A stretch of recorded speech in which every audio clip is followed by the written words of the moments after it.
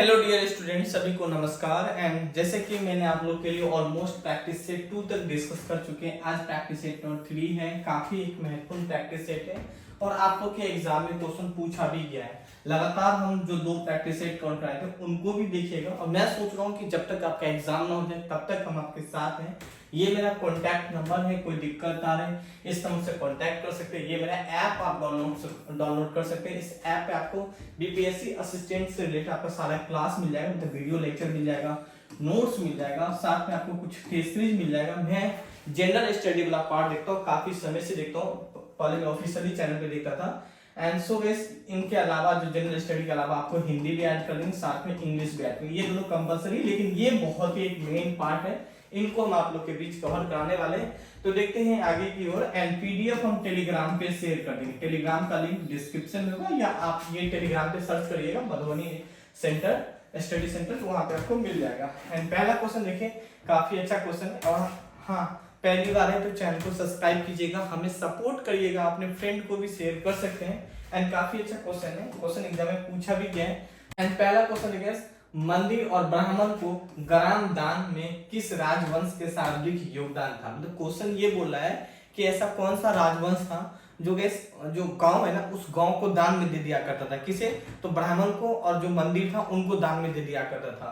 तो गुप्त या पाल या राष्ट्रकूट या नन ऑफ या मोर देन वन, मतलब इनमें से कोई नहीं, उपयुक्त में से एक से अधिक। अगर मैं इनका आंसर की बात करूं, आप लोग भी कमेंट कर सकते हैं। अगर मैं इनका आंसर की बात करूं तो गुप्त वंश हो जाएगा, ऑप्शन ए करेक्ट आंसर हो जाएगा। देखिए, अगर आप लोग का सपोर्ट रहेगा ना तो मैं लाइव में सोच रहा हूँ लाइव में एवरीडे 50 क्वेश्चन डिस्कस करें। हालांकि मेरे पास बीपीएससी से रिलेटेड लॉट ऑफ क्वेश्चन है, लेकिन यही है कि इंग्लिश में नहीं है। तो अगर आपका सपोर्ट रहा तो हम इंग्लिश में भी लेके आएंगे। हालांकि इसका आंसर क्या होगा? गुप्त हो जाएगा। हालांकि गुप्त वंश की स्थापना किसने किया था? श्री गुप्त ने किया था। लेकिन वास्तविक संस्थापक कभी कभी एग्जाम में पूछ लिया जाता है, तो चंद्रगुप्त जो प्रथम थे वो गुप्त वंश के वास्तविक संस्थापक माने जाते थे। आप एक्स्ट्रा के रूप में ये भी चीज जानकारी रख सकते हैं। पाल वंश का संस्थापक कौन था? हालांकि पाल वंश है ना, बिहार में इसका स्थापना किया था और गोपाल ने किया था। एक ये भी एक जानकारी रख सकते हैं। अच्छा, ये राष्ट्रकूट वंश के बारे में बात करें तो जो भारत है ना, दक्षिण भारत मालूम, मिड भारत मालूम, उन्होंने काफी समय तक उस पर राज किया था। तो एक्स्ट्रा के रूप में आप अपने एग्जाम की वजह से जानकारी रख सकते हैं। हालांकि ऑप्शन ए को टिकला के आ जाइएगा। और ये सब क्वेश्चन आप लोग के एग्जाम में पूछा गया है। क्वेश्चन 2 देखिए, काफी अच्छा क्वेश्चन, भले ही मैं क्वेश्चन कम लेके आता हूँ लेकिन काफी अच्छा क्वेश्चन होता है। नालंदा बिहार को किसके द्वारा नष्ट किया गया था?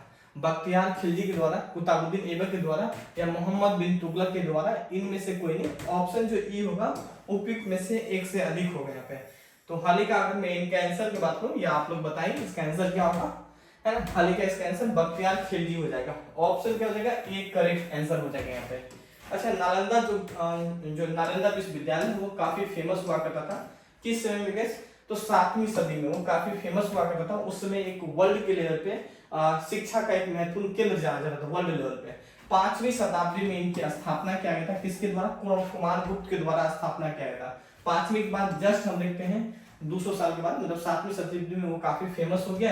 इनके बाद देखते हैं 12वीं शताब्दी में बख्तियार खिलजी ने क्या कहते हैं, उसको नष्ट कर दिया। रहा नहीं क्या? देखो, खुशी रहा नहीं क्या भाई, बहुत ज्यादा फेमस है, तो बख्तियार खिलजी ने उसे तोड़ ताड़ के बराबर कर दिया। बौद्ध के लिए काफी अच्छा शिक्षा का केंद्र माना जाता था। क्वेश्चन नेक्स्ट यहाँ पे हम लोग बात करने वाले हैं।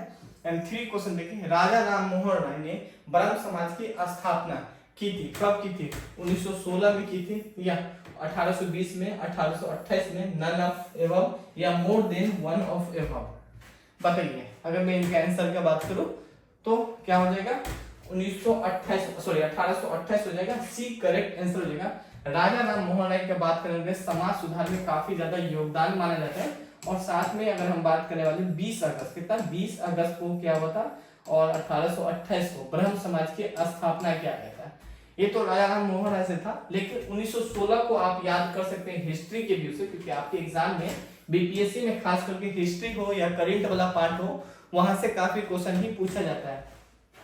तो 1916 में आपको लखनऊ अधिवेशन होती है और इस अधिवेशन में बात करने वाले गांधी जी भी भाग लेते हैं यहाँ पे, ठीक है। और साथ में बिहार से चंपारण आंदोलन होता है, उसमें राजकुमार शुक्ला बिहार से, वो भी लखनऊ जाते हैं। और राजकुमार शुक्ला गांधी जी को लखनऊ अधिवेशन में, सब लखनऊ अधिवेशन पहुंचते हैं, वहां पे अपने चंपारण के बारे में बताते हैं। तो फिर गांधी जी पहली बार बिहार चंपारण आते हैं और वहां पे गांधी जी की जीत होती है और वहां से जीत के बाद गांधी जी काफी फेमस हो जाते हैं। तो 1916 का जो घटना है ना, आप हिस्ट्री के व्यू से जरूर जानकारी रखिएगा। क्वेश्चन नेक्स्ट यहाँ पे हम लोग बात करने वाले हैं, 4th क्वेश्चन है, काफी अच्छा क्वेश्चन यहाँ पे। भगत सिंह, राजगुरु और सुखदेव को फांसी पर हुआ था, कब हुआ था? 1911, 1921, 1931, नन ऑफ एबव या more than one of above. अगर मैं इनका आंसर का बात करूं तो आंसर हो जाएगा 1931 हो जाएगा यहाँ पे, है ना। ऑप्शन सी करेक्ट आंसर हो जाएगा। एक्चुअल डेट अगर हम बात करने वाले हैं तो 23 मार्च 1931 को उनको फांसी का सजा दे दिया गया था। तो ये भी एक जानकारी रख सकते हैं, कई बार एग्जाम में क्वेश्चन पूछा गया यहाँ पे। क्वेश्चन नेक्स्ट यहाँ पे हम लोग बात करने वाले 5 क्वेश्चन है, काफी अच्छा क्वेश्चन यहाँ पे। भारतीय संविधान का कौन सा अनुच्छेद भारत के चुनाव आयोग की स्थापना से संबंधित है? आर्टिकल 324, आर्टिकल 148, आर्टिकल 342 या नन ऑफ एबव या more than one of above. अगर मैं इनका आंसर की बात करूं तो आर्टिकल 324 हो जाएगा। ऑप्शन ए इसका करेक्ट आंसर हो जाएगा यहाँ पे। लेकिन आर्टिकल 148 भी काफी बार पूछा जाता है, नियंत्रण महालेखा परीक्षा से संबंधित है, तो वहां पे 148 में इनके बारे में चर्चा किया गया। लेकिन आर्टिकल 324 मतलब एक करेक्ट आंसर हो जाएगा, 342 नहीं पूछा जाता है एग्जाम में।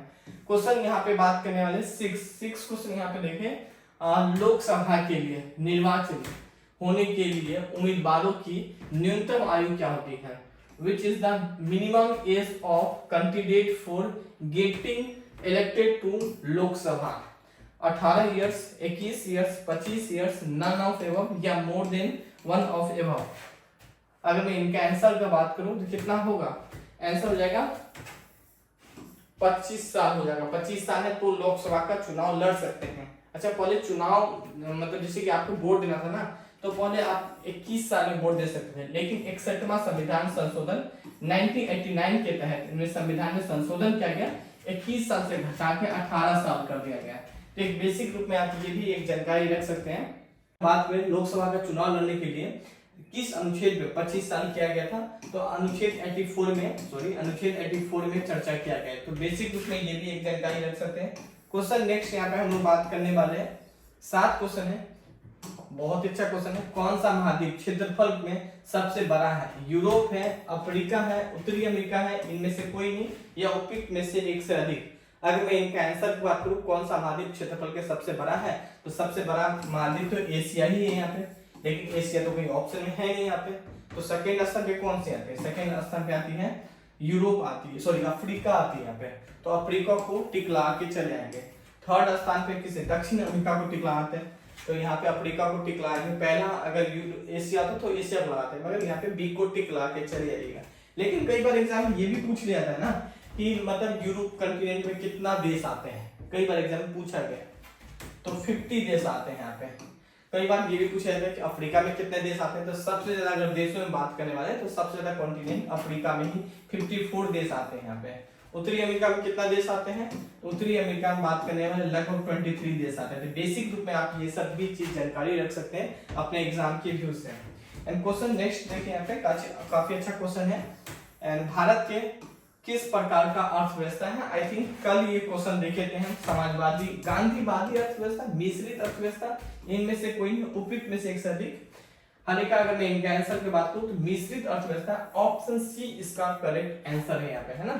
मैंने कल बताया था ना कि रूस जो है वो सोशलिस्ट पे ज्यादा फोकस करता है, मतलब समाज को देखते हुए इकोनॉमिक को डिजाइन करता है। वही यूएसए की बात करें तो पूंजी पे ज्यादा ध्यान करता है। लेकिन अब काफी सारे देश है वो पैसा पे ज्यादा फोकस करता है, फिर उसी अकॉर्डिंग वो अपना नियम कानून डिजाइन करता है। हालांकि यहाँ पे सी करेक्ट आंसर हो जाएगा यहाँ पे। क्वेश्चन नेक्स्ट यहाँ पे देखिए, दाब की इकाई क्या होती है? तो द यूनिट ऑफ प्रेशर, तो प्रेशर की यूनिट क्या होती है? तो प्रेशर को तो पास्कल बोलते हैं यहाँ पे, लेकिन केजी मीटर स्क्वायर ऑप्शन है क्या?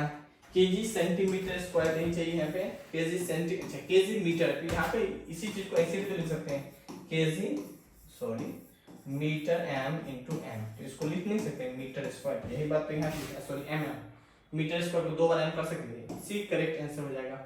बेसिक क्वेश्चन है, टेक्निकल के लिए तो आई थिंक ये सब कोई करके आ जाएंगे, इतना बेसिक क्वेश्चन। ड्राई आइस क्या है यहाँ पे, काफी अच्छा क्वेश्चन है। ड्राई आइस क्या है, ठोस बर्फ है या ठोस कार्बन डाइऑक्साइड है या ठोस अमोनिया है या इनमें कोई नहीं या उपयुक्त में से एक से अधिक।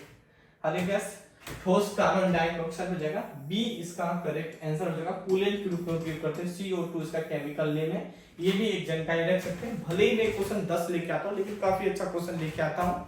आगे कौन सा देखिए, मैंने कुछ मेंशन किया, आप मेरे इस ऐप को डाउनलोड कर सकते हैं। इस ऐप का लिंक डिस्क्रिप्शन में होगा, ये मेरा व्हाट्सएप का नंबर है। क्लास ज्वाइन कर सकते हैं, जनरल स्टडी का, हिंदी का, काफी सारा आपका वीडियो अपलोड हो चुका है। कुछ क्लास हम आपके लिए लाइव भी लेके आएंगे, जैसे कि करंट वाला पार्ट हो, 600 है, सारे के सारे आपका रिकॉर्डेड भी होगा, कुछ लाइव भी होगा यहाँ पे हिंदी और प्लस इंग्लिश को भी हम ऐड कर देंगे यहाँ पे। तो जाइए ज्वाइन करिए एंड आप हमें सपोर्ट करिए ताकि हम आगे भी काफी सारा क्वेश्चन हम लेके आते रहें। Thank you, have a nice day.